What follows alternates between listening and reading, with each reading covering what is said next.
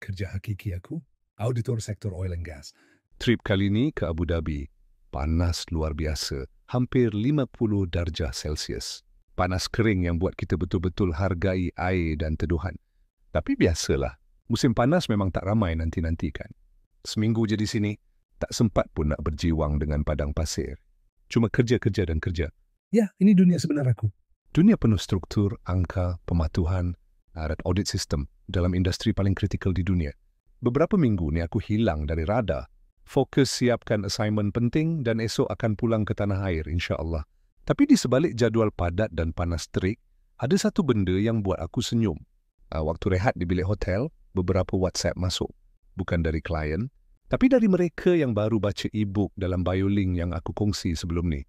Mereka tanya, macam mana nak mula buat franchise online ni? Aku tanya semula, dah buat latihan copy and paste dari e-book free tu? Aku senyum. Dalam hati aku kata, Alhamdulillah. Sistem yang kita bangunkan betul-betul bantu mereka nampak jalan. Walaupun aku ke Abu Dhabi, walaupun aku sibuk audit, aku tak perlu lagi duduk depan laptop berjam-jam nak bantu setup dari A ke Z, sebab sistem tu yang bekerja untuk aku. E-book, video, tools dan proses, semua dah susun langkah demi langkah.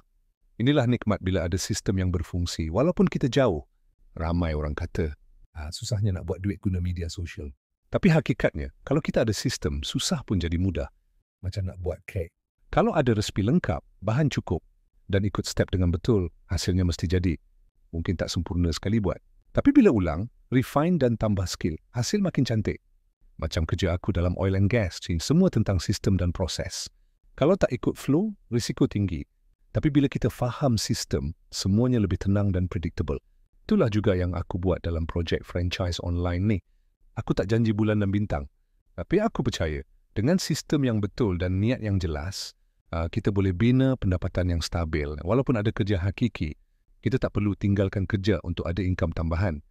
Kita cuma perlu leverage masa dan teknologi. Sistem bantu aku jana income walaupun aku tengah audit.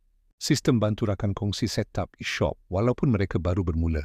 Sistem bantu mereka yang serius ubah hidup tanpa perlu sesat cari jalan. Bila kita ulang proses, lama-lama kita jadi mahir dan akhirnya boleh bantu orang lain buat perkara sama. Itulah erti sebenar projek Kembalikan Senyuman. Develop skill dari tindakan. Bina sistem. Ulang proses. Tambah skill. Dan bantu orang lain buat perkara sama. Kalau kau tengah cari sistem yang terbukti, bukan sekadar teori, klik link dalam bio. E-book percuma dan sesi coaching pun ada untuk bantu kau mula dengan cara yang betul.